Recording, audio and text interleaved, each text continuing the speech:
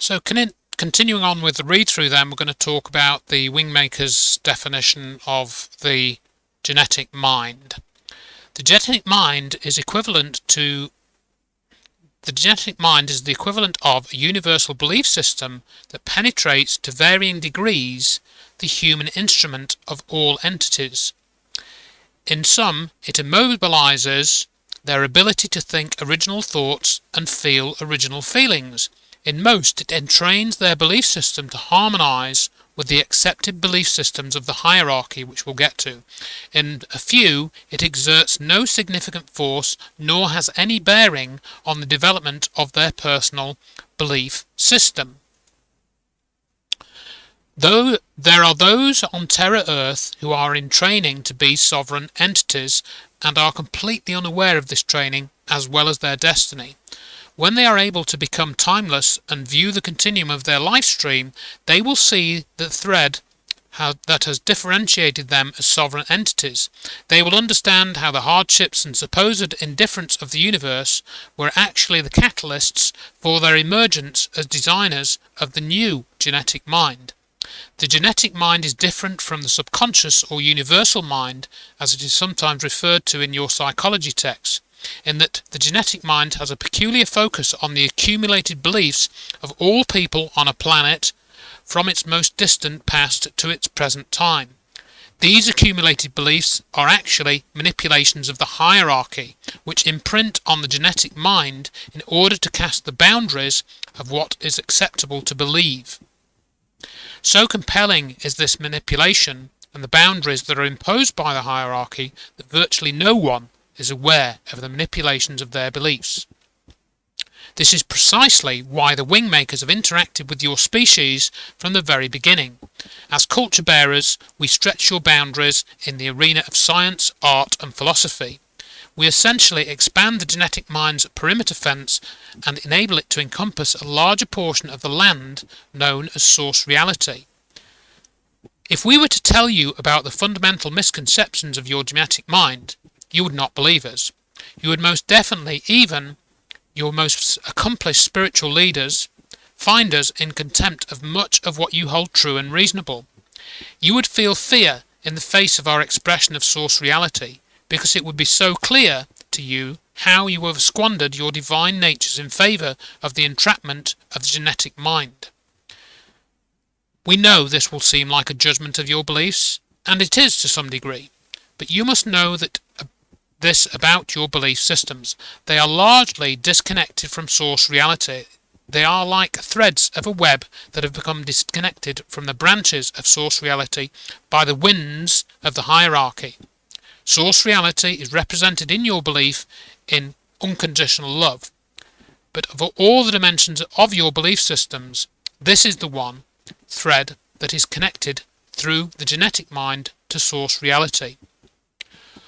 All the other dimensions are connected to the genetic mind and have no ongoing connection to source reality.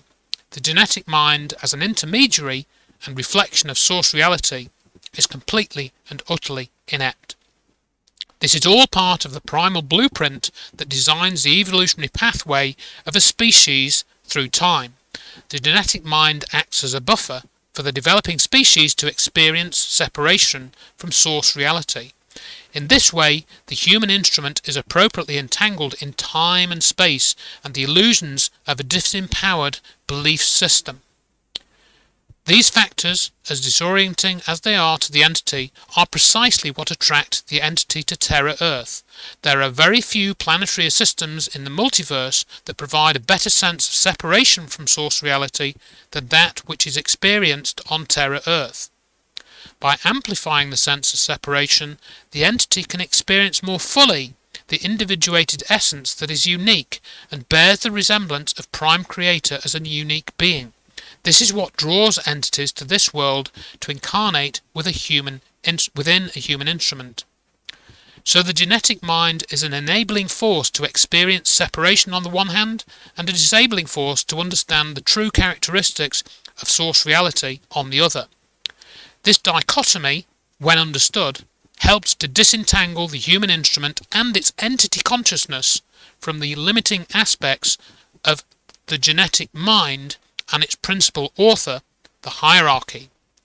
Over the next 20 years, and this is speaking from 1999, the genetic mind will become increasingly fragmented and thus vulnerable to modification.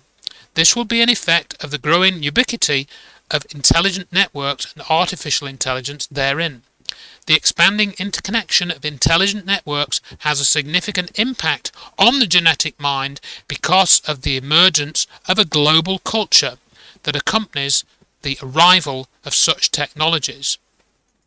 So just to try and unpack that a little bit, this is saying that we have this genetic mind, and this is what essentially makes us think that we're not connected to the universe and we're disempowered, and we're having a really awful time, and we feel like we need to connect with something greater. It's this genetic mind which essentially is, according to them, giving us this feeling.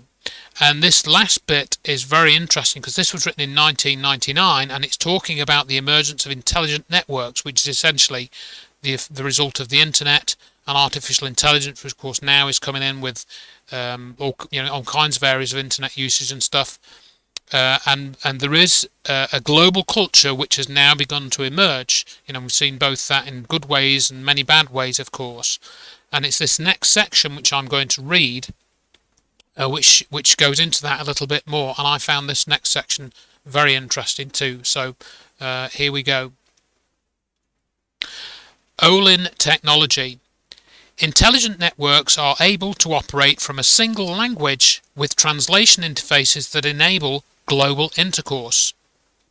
This means language is no longer a barrier to communication. Intelligent networks will introduce a meta-language that translates both real-time written and spoken applications. It will revolutionize the genetic mind's global construct and facilitate the digitalization of your global economy. There will be many within the hierarchy who will object vehemently to the notion of a global digital economy, but we will tell you it will happen regardless of the complaints and registered concerns. Your most powerful banks, computer manufacturers and software companies will merge to create this momentous technology, and the one language intelligent network, Olin, will become the standard operating system of all the world's computer-based systems.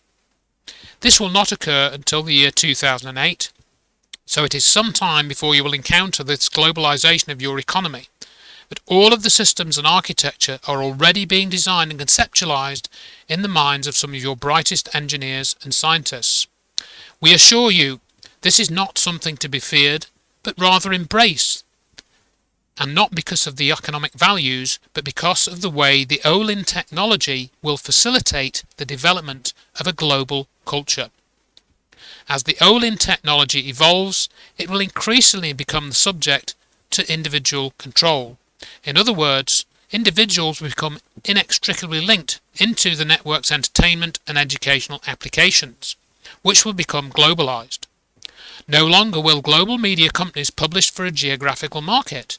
They will produce content for a global audience, and each individual will define what and how it desires to be entertained or educated. The Olin technology will know the preferences and interests of every individual linked to its network, and by the year 2016 it will be more ubiquitous than telephones in the late 20th century. Hence, the network will be controlled by individuals, and producers of content and services will be the slave or reactionary force of the individual. Thus, the individual will need to define their entertainment and educational desires carefully, or the Olin technology will deliver content that is undesirable. And of course this is very much what has happened, with things like Spotify, with YouTube, all the music services. This is exactly what's happened, yet this was written in 1999.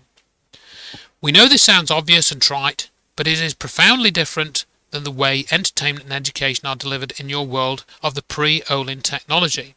The time capsules that the Wingmakers have left behind will act as a template to those who operate outside the limiting force of the genetic mind and desire to create content for the Olin technology even before it exists.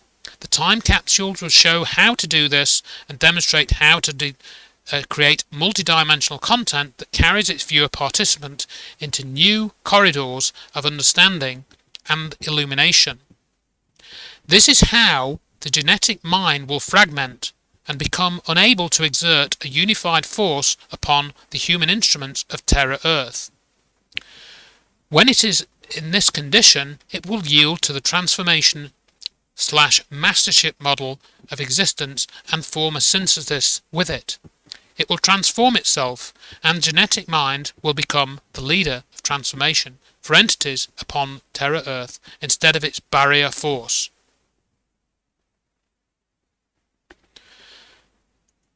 So this, of course, is pretty accurate overall, and I think whoever wrote this did seem to have a good handle on how the internet was going to develop, and this will have been written in 1997 or 1998. This thing about the time capsules, well, again, you can read the Wingmakers myth and the discovery. I think that some of that's been taken off the current website, but you can access it from the Internet Archive. There are other documents. People can contact me if they can't find them. But again, I think this is a fantastic kind of analysis and concise description of the way that things have unfolded.